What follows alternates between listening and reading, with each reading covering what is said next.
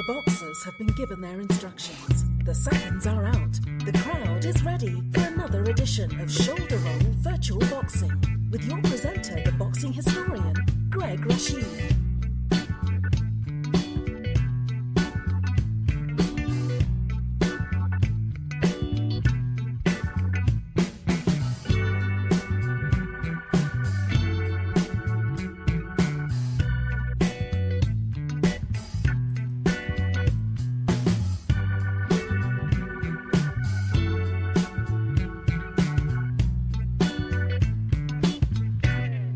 Well, I want to say sweaty cup to everyone out there. This is Greg Rashid with another edition of the Shoulder Roll Virtual Boxing Podcast.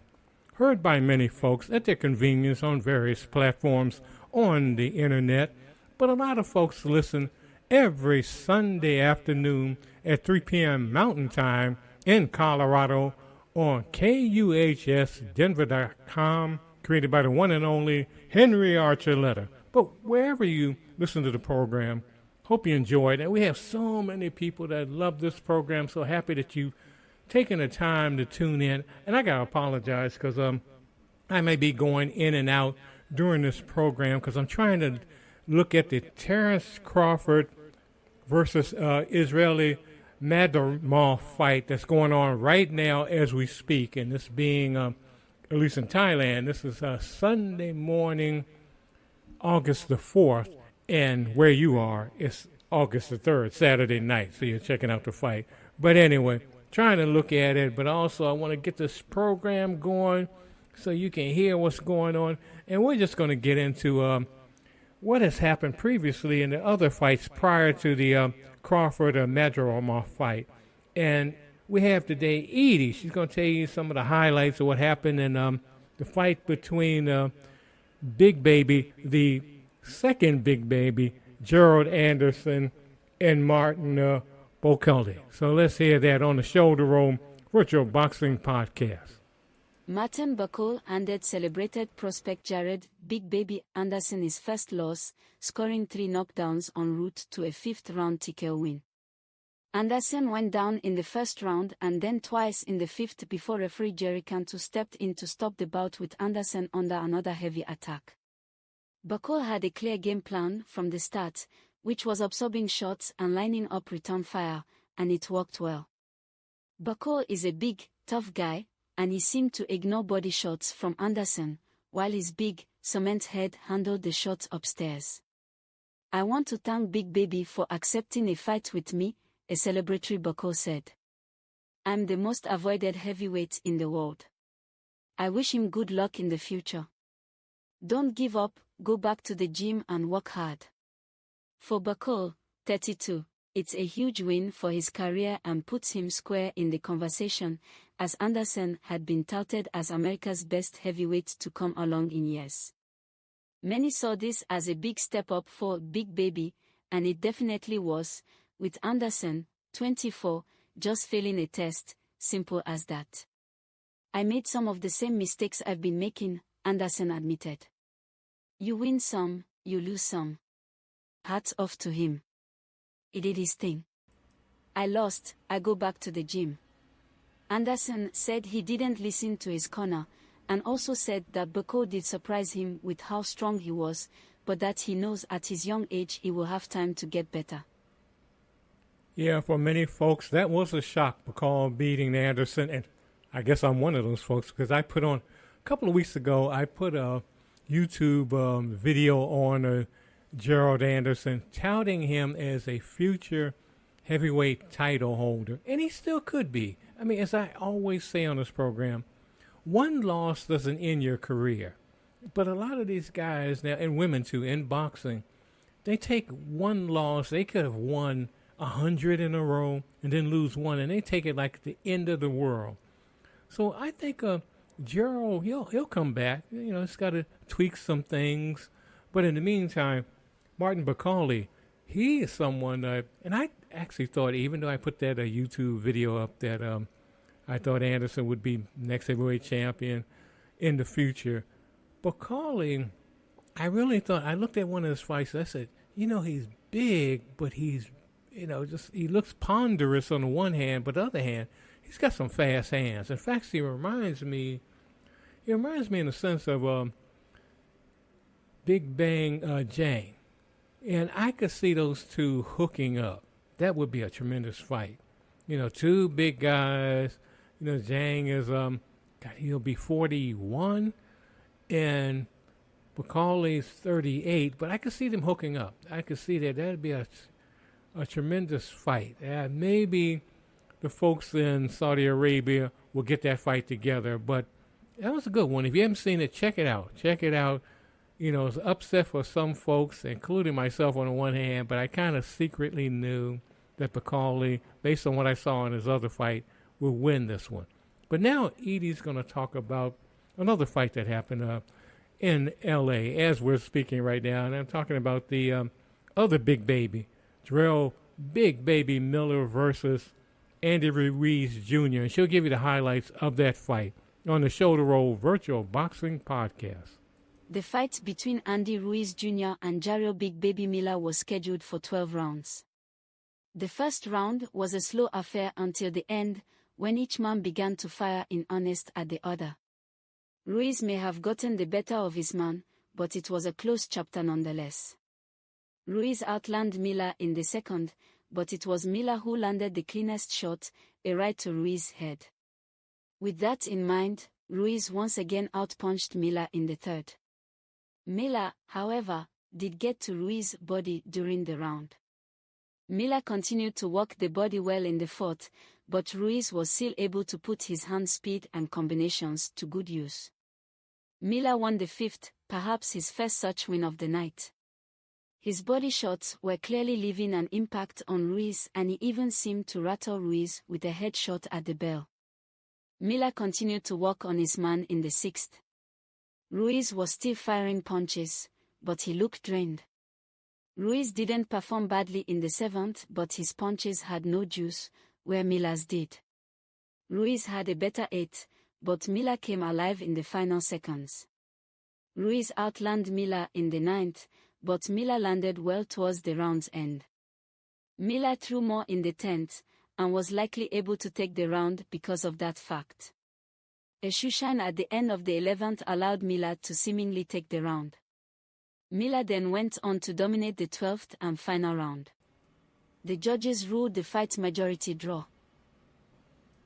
If Miller had threw only a few more punches in the early rounds, he would have won this fight. And you can check it out. If you haven't looked at the fight yet, please check it out on YouTube, because he could have won that. But I think there may be a rematch, or maybe it'll have Miller fight Bakali. Now, that would be something, because Miller's, he came in at 303 at least, and Bakali's 280. That would be something. That would be a nice little fight. But we'll see that. Yeah, but I think Andy Ruiz, he shouldn't give up yet. He hurt his hand in that fight. That's one thing. He showed it at the end of the fight, and he's got a broken hand. So he may be delayed for fighting for quite a while. But I could see Miller and Bakali getting it on. But we'll see. We'll see what happens at that. But next, Edie's going to talk about, and this is a big controversy, what's going on in the Olympics right now. And she's going to just describe what's going on with that on the Shoulder Roll Virtual Boxing Podcast. Imane Khalif of Algeria clinched a medal at the Paris Olympics in an emotional fight Saturday that followed days of sharp scrutiny and online abuse as misconceptions about her gender exploded into a larger clash about identity in sports. Khalif defeated Anna Luka Hamori of Hungary 5-0 in the quarterfinals of the women's 66 kg division. Khalif will win at least a bronze medal after she comfortably earned the second victory of her tumultuous second trip to the Olympics. Khalif faced outcry fueled by claims from the International Boxing Association, which has been banned from the Olympics since 2019, that she failed an unspecified eligibility test to compete last year over elevated levels of testosterone. She won her opening bout at the Paris Games on Thursday when opponent Angela Carini of Italy tearfully abandoned the fight after just 46 seconds.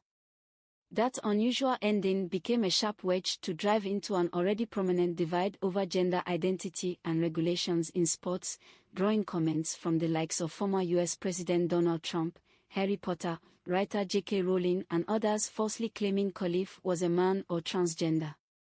At a Paris Games that has championed inclusion and seen other outcry over an opening ceremony performance featuring drag queens, LGBTQ+ groups say the hateful comments could pose dangers to their community and female athletes. Khalif's second win in Paris appeared to be an emotional catharsis for the 25-year-old boxer from a village in northwest Algeria. After her hand was raised in victory, Khalif went to the center of the ring, waved to her fans, knelt and then slammed her palm on the canvas, her smile turning to tears. She left the ring to hug her coaches while her fans roared, weeping during their embrace and as she walked out. Back home in Algeria, her family and fans watched with pride as she won her second bout. "I am happy for my daughter. She is courageous despite racist and sexist attacks to break her," her mother, Irene, said on Algerian television. Hungary's Boxing Association said Friday that it planned to contest the matchup with the International Olympic Committee but still let the fight go ahead. After the bout, Hungarian IOC member Balázs Fagyi said alongside Hamori that she was adamant that it was never an option not to fight.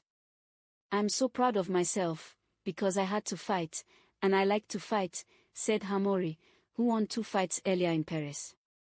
"This was a hard fight, but I think I got to do everything I wanted for the fight, and I think in this fight, I'm so proud of myself, and I'm so grateful to be here. This was really a childhood dream." Fagyi read an equivocal statement in which he praised both Hamori and the IOC while indicating Hungary wasn't completely content. "We, Hungarians, are always ready to fight bravely and fiercely, and that's what Luka has just done and showed us," Fagyi said. Of course, the Paris box competitions have their consequences. These consequences must be carefully evaluated after the games.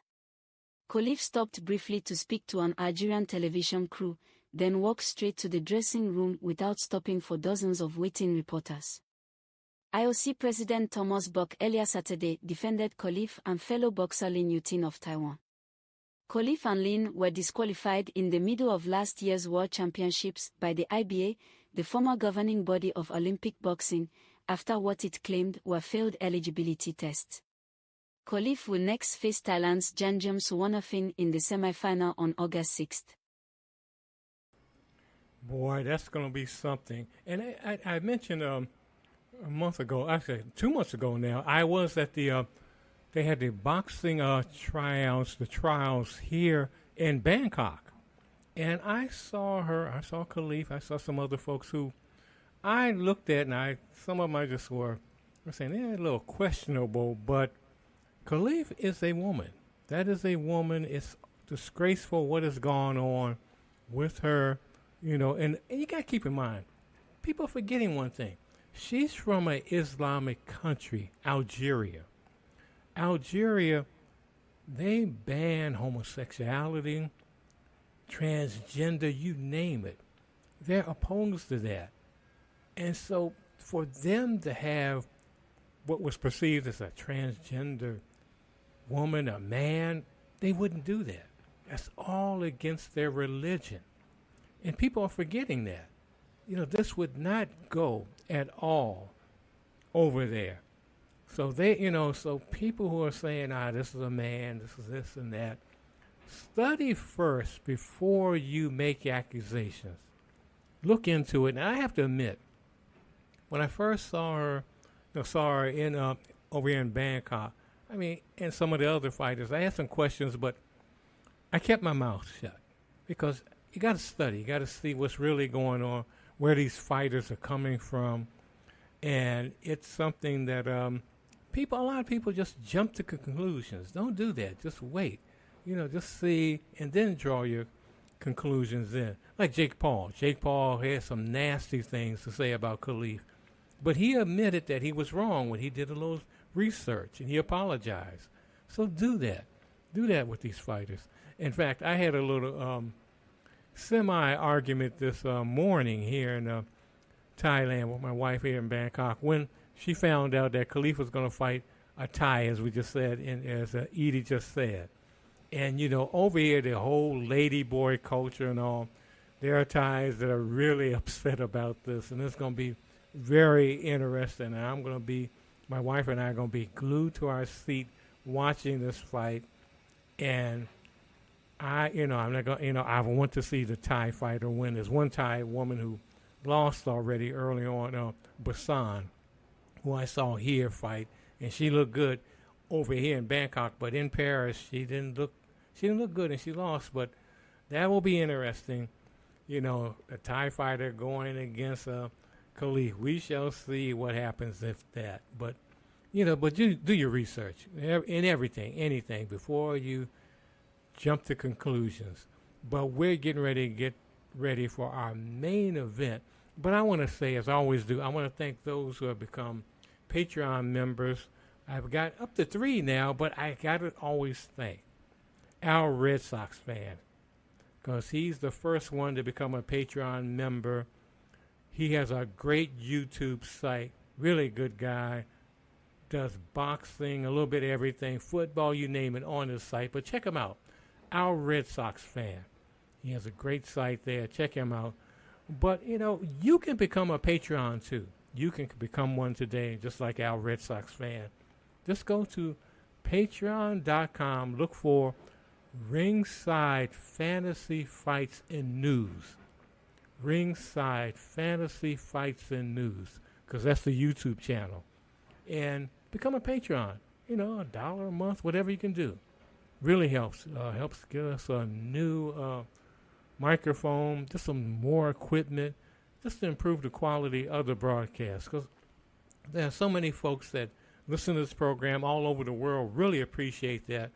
We got over almost 2,000 subscribers to this station. But on the other hand, the majority of the folks that listen in are not subscribers. So you're listening to the program, and I don't want to call names because there are a lot of people who compliment this program who I know aren't subscribers. I'm not going to call any names, but please subscribe today, and also become a Patreon member. Do that. That's all it takes, and that's my commercial for the program today as we get into the boxing that we're going to have on here today. And for those of you who are new to the program, what we do is fantasy fights on here. We use different modalities, different computer programs, card and dice games to come up with our fights. And, and I know if you're listening to the program, you've always wondered, what would happen if Muhammad Ali fought Mike Tyson? And so we do that on this program. We just mix up fights and just do what if. So we always want you to sit back, get your favorite beverage, and just relax as you listen to the fights on here. And today we're going to have a fight that are two big sluggers, two left-hand hookers. And I'm talking about Gerry Cooney versus Donovan Razor Ruddock in the heavyweight division. These guys were like over 250 pounds, known for their left hooks.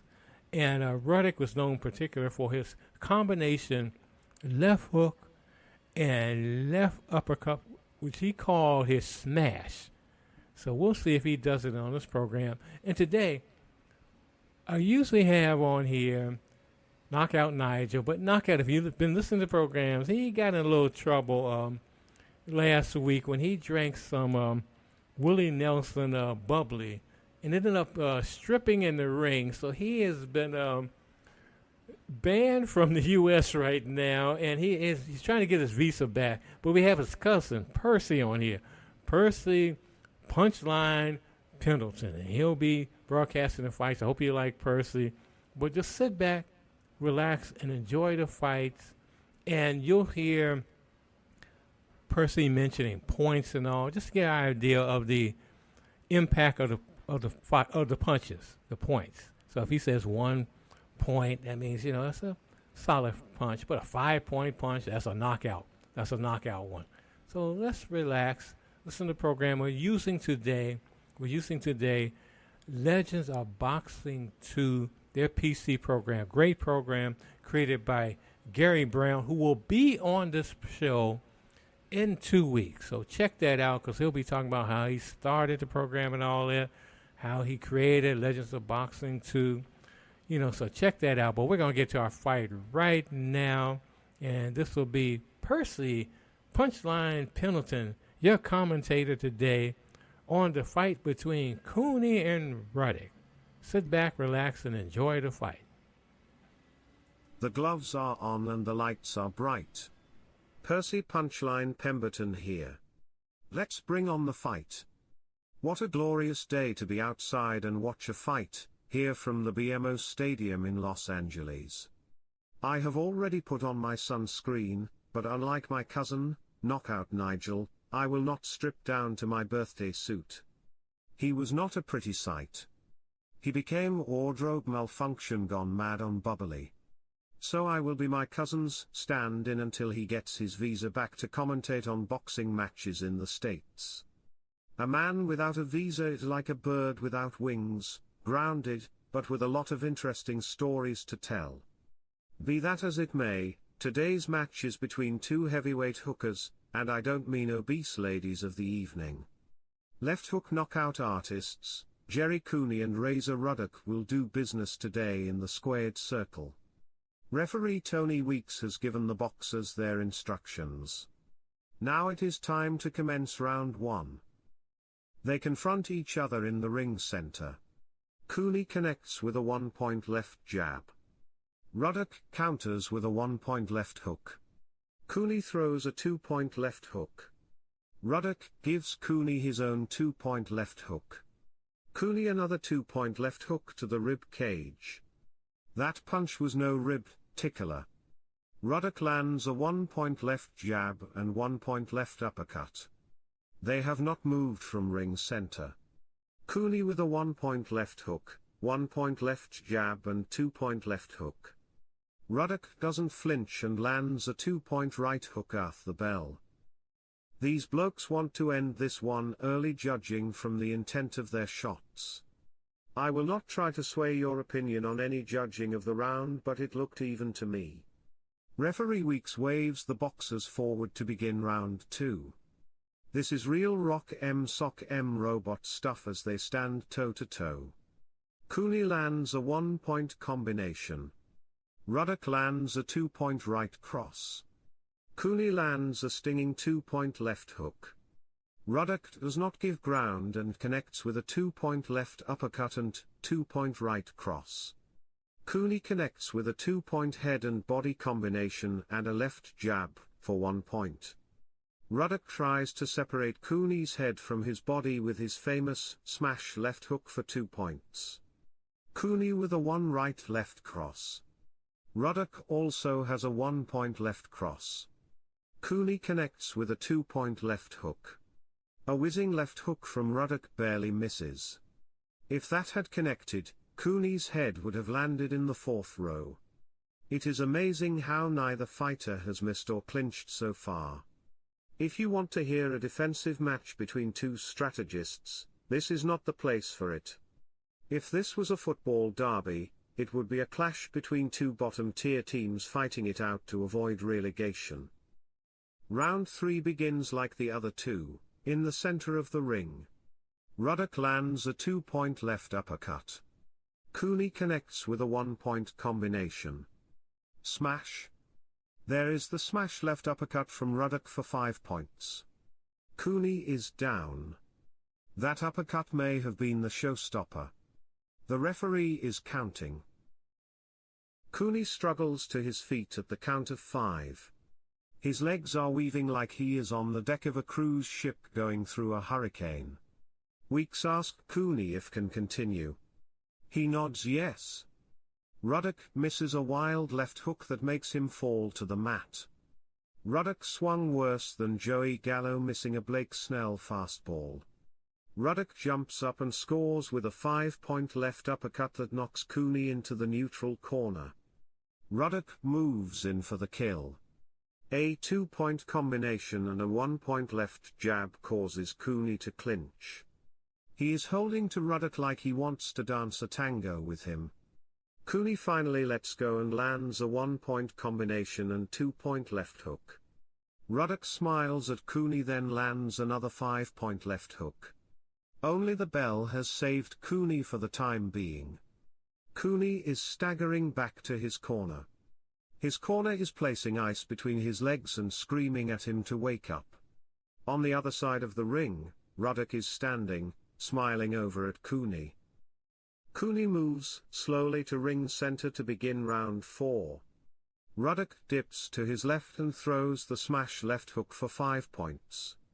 That smash hook has caused Cooney's right eye to swell up. It is more swollen than a 50-year-old overweight bloke trying to wear his high school graduation suit. Cooney is staggering about the ring, trying to avoid Ruddock, who is in hot pursuit. Ruddock with a 2-point combination that drives Cooney into the ropes. Ruddock winds up for another left hook but is met by a 3-point left hook that staggers him. Ruddock almost touched the canvas. This time Ruddock is the one saved by the bell. Ruddock goes back to his corner and plops down on his stool. No standing for him this time. Whichever of these mules has the biggest kick will win this match. Both fighters stagger out for round 5. Cooney's right eye is almost swollen shut. Ruddock lands a 2-point left uppercut and 2-point right cross to the body. Cooney clinches for self-preservation. Ruddock wiggles out of the clinch and throws a 4-point left uppercut, 1-point right jab and a 2-point combination to the body. Cooney throws a weak 1-point left jab. Cooney clinches again. On the break, Ruddock misses a wild left hook. Cooney's right eye is now swollen shut. I am not sure he can even see his way back to his corner as round 5 ends. Cooney is as tough as a pound of nails, but he has met today Razor Ruddock, who wants to hammer him into submission. Round 6 begins with Cooney stepping forward then backing away from Ruddock. Cooney is attempting to use a cross guard like Ken Norton to protect himself. That crossing guard will leave him open to uppercuts, as Ruddock demonstrates with a 4-point left uppercut. Cooney's head snaps back. Ruddock misses another left uppercut. Cooney connects with a 3-point combination to the head and body. Ruddock counters with a 3-point left hook to the body. Ruddock lands a 1-point left jab. Cooney misses a left cross but lands a 1-point left uppercut. That uppercut caused Ruddock's nose to bleed. Cooney sneaks another left jab to Ruddock's nose. Now the blood is pouring out of Ruddock's nose. Cooney misses a left hook but connects with a combination for 2 points. All of a sudden, Cooney has the upper hand. Smash! I spoke too soon. A jackhammer 5-point left hook knocks Cooney flat on his back. Cooney sits up looking at referee Weeks. At the count of 9, Cooney stumbles to his feet. Weeks checks if he is okay. Before Cooney can answer, the bell ends the round. Cooney is heading back to the wrong corner but then realizes his mistake and goes to his corner. Cooney is a game fighter but he may call it quits for round 7. Ruddock is met by a 4-point left hook to begin round 7. Ruddock attempts to clinch but Cooney hits him with a 2-point left hook that was below the belt. Ruddock kneels down in agony. Cooney is admonished by the ref to keep his punches up. Ruddock stands up, but you can see he is in pain. Weeks asks if he wants 5 minutes. Ruddock says no. Ruddock steps toward Cooney and lands a 2-point right cross and a 4-point left uppercut that backs Cooney into the ropes. Ruddock misses a left cross but Cooney counters with a 3-point left hook that causes Ruddock to step back. Cooney throws a 3-point combination to the body. One of those shots were lower than an anchor at the bottom of the sea. Weeks did not see that shot. Ruddock winces then lands a 3-point left hook, followed by a 4-point left uppercut. Cooney's closed right eye is preventing him from seeing some of Ruddock's blows. Ruddock steps on the pressure and connects with a smash 5-point left uppercut and a 3-point right cross. Cooney stumbles into the ropes. Ruddock connects with another smash left hook. Referee Weeks has seen enough. He stops the fight. At 2:39 of the 7th round, the winner is Donovan Razor Ruddock. That was one razor. Cooney didn't need to shave his face. My cousin, Knockout Nigel, should return once he gets his visa again. But in the meantime, the gloves are off, and so am I. Percy Punchline Pemberton here, signing off until next time. Well, Percy, he did the best that he could. You know, unlike his cousin Knockout, he's a little dry, but he has these little puns you got to really listen to. But anyway, I hope you enjoyed that. Razor Ruddock versus Gerry Cooney. Razor Ruddock knocking out or TKO of Gerry Cooney. And I could actually see that really happening. I could imagine that.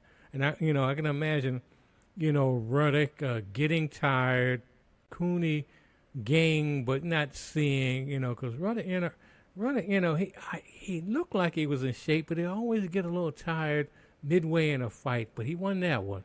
Probably enjoyed that. But as I always say, I could run them 100 times. It could be Cooney winning 50% of the times and Razor Ruddock winning the other.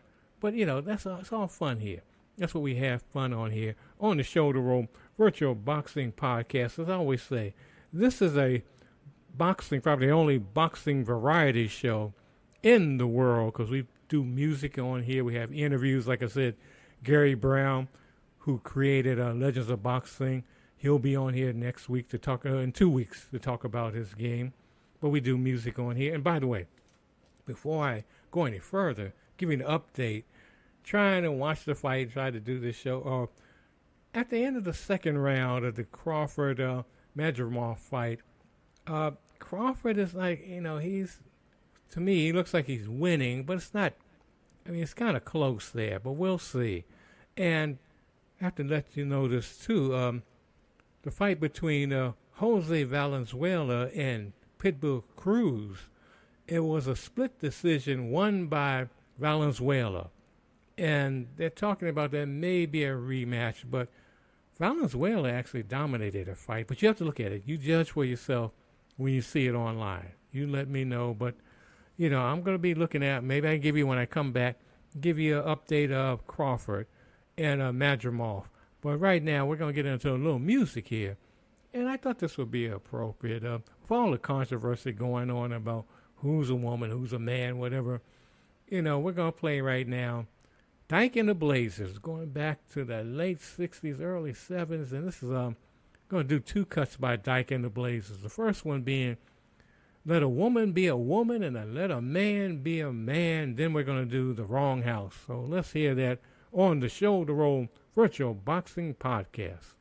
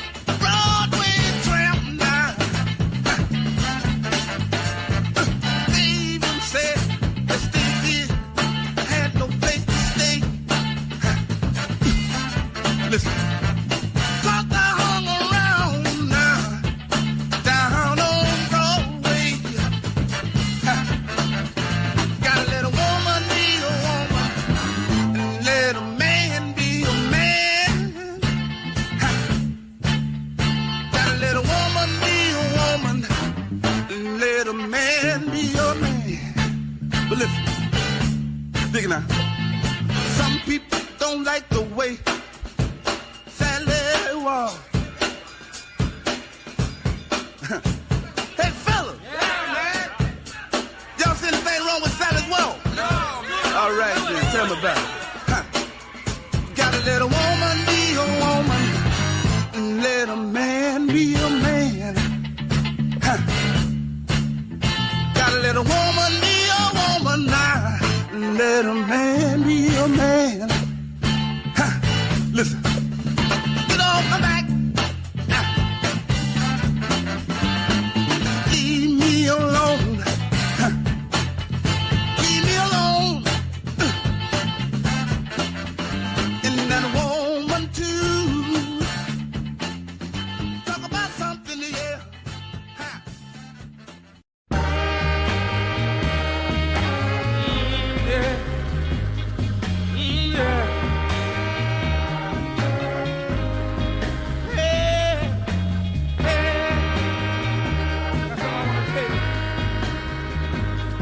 I used to have a good woman a long time ago.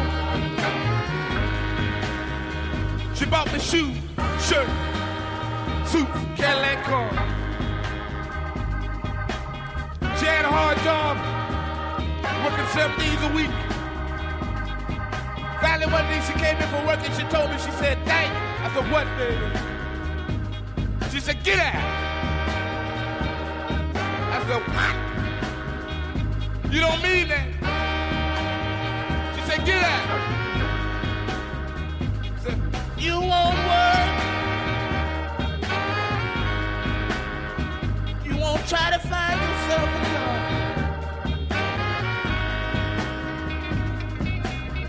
I told my baby, I said, "Look here, baby." I said, "You know my back has been killing me." And she said, "Yeah. Ever since I met you, it's been the same old thing. Your back." She said, she told me this, she said, "For 5 long years,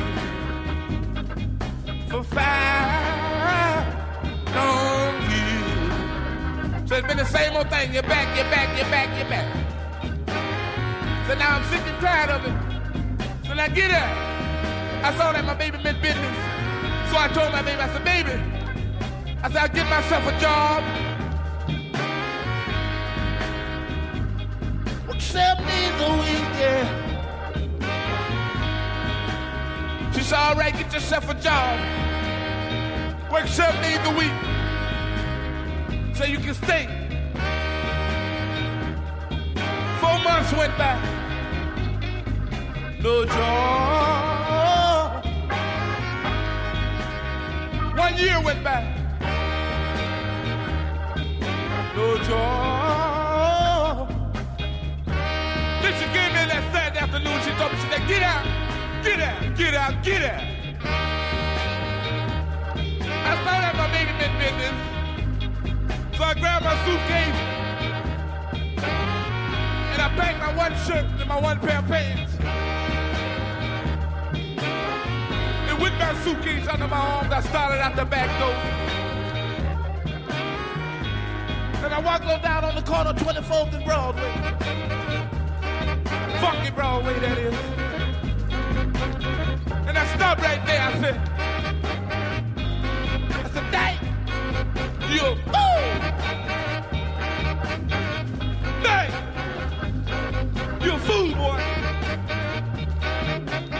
Turn around and go back home. So you have no transportation, no food, no shelter. So now turn around and go back home." I turned around and I started back home. I got to my baby's back door and I knocked on the back door like this. I did it like this. I said, "No answer." So I knocked a little louder. I did it like this. I said, "No answer." So I went around to the side window and I tapped on the side window like this. No answer. So I went back around to the back door and I said, "Baby, baby, baby, baby, I know you're in there." I said, now if you don't open this door by the time I count to 3, I'm gonna kick it in. And I did it like this. I said 1, 2, 3. The door flew wide open. And there she stood with a pretty negligee on. And I looked up at her and I said, baby, baby, baby, baby, baby, I'm sorry. I know I did you dirty, but I'm sorry. Sorry. Let me back in. She slammed the door in my face. I said, baby, baby, you shouldn't ought to do that. I said, I'm gonna count to 3 one more time. If you don't open this door by the time I count to 3, I'm gonna kick it in. And I did it like this. I said 1, 2, 3. The door flew wide open. And there stood a great big giant. I looked up at the giant and I said,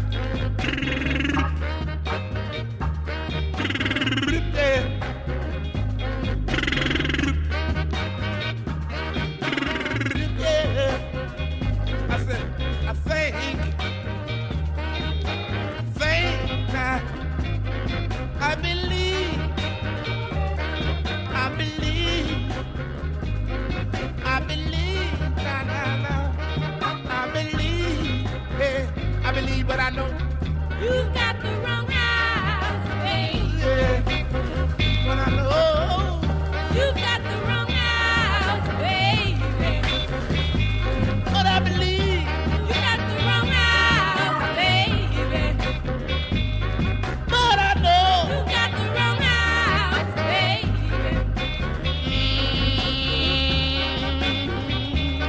I got the wrong house.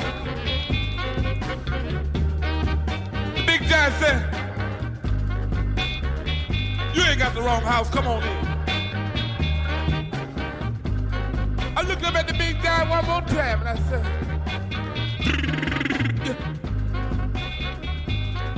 you can have her. I don't want her. I went to make a fast turn and the big giant called me in the collar. I dropped my suitcase. Out of the suitcase jumps a 45. The big giant see me. I read you got it. And I said to the big giant, I said, yeah, yeah, yeah, yeah. The big giant said, yeah, I'm sorry.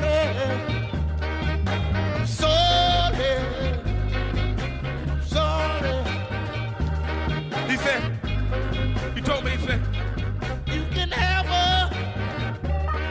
I don't want her. She's too fat for me. I don't need her. And I told the big guy, I said, no. I saw you in the coffee shop with my woman the other night. I said, now I'm finna dust you, baby. The big guy said,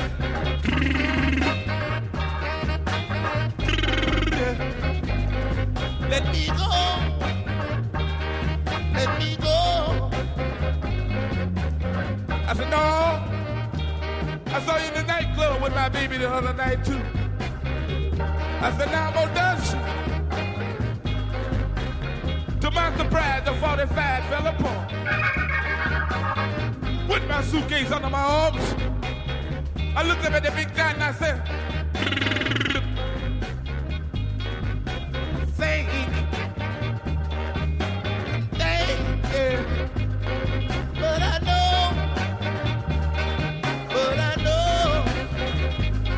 I believe now. I believe now.